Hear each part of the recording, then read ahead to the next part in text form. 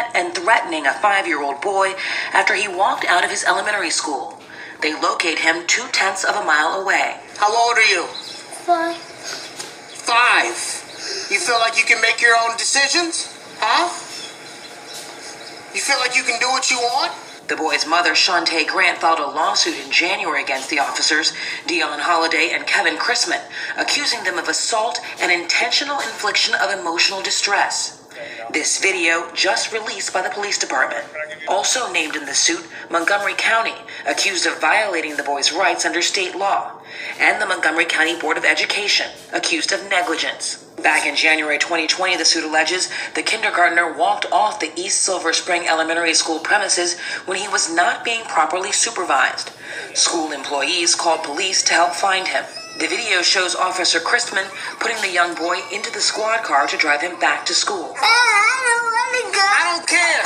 The suit states this was extremely frightening to him because he thought he was going to be taken to jail. The encounter between the police and this little 5-year-old turns into such an abrasive, offensive encounter. It's as if they are treating him like he just committed an armed robbery. We counted 19 times when one or both officers talked about beating him, that he needs to be beaten. The officers arrive at the school with the student moments later, loudly taunting the child as they enter. I mean, how do you learn that type of behavior at 5?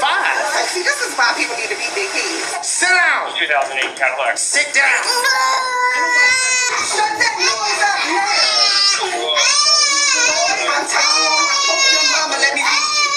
According to the complaint, this remark led the boy to believe that Holiday was about to cause him physical harm. Video shows Holiday screaming at the boy, inches from his face. Ain't nobody School employees discuss the child's behavior with the officers as they wait for his mother to arrive. Officer Holiday suggesting how she would discipline the child. A crate. Cradle. Network valve. You better act like a little beast. According to the union, both officers were subjected to corrective action. The police department refused to say whether they had been disciplined. Both remain on the force. The union's vice president telling CNN, "In that case, it was a school matter, not a police matter. We should have never been called to that." Neither officer responded to our request for comment. The Montgomery County School Board president and superintendent said in a statement, "Our hearts ache for this student. There is no excuse for adults to ever speak to or threaten a child in this way. We have asked MCPS leadership to ensure that the school system's procedures and expectations are clear to all staff." A discussion ensues when Grant arrives, during which she talks about her struggles to discipline her son. I can't discipline him because the government won't allow you. Yes, you can. I can't beat him. Why? Because I'm not going to prison. You don't go to prison for beating your child. Grant's lawyers deny there has been abuse or problems at the family's household. Grant, the officers, and a school employee soon move their discussion to a conference room, where at one point Officer Chrisman puts handcuffs on the boy's arm, seemingly to make a point. These are for people that don't want to listen and don't know how to act. And minutes later, these parting words to the boy. Meeting adjourned.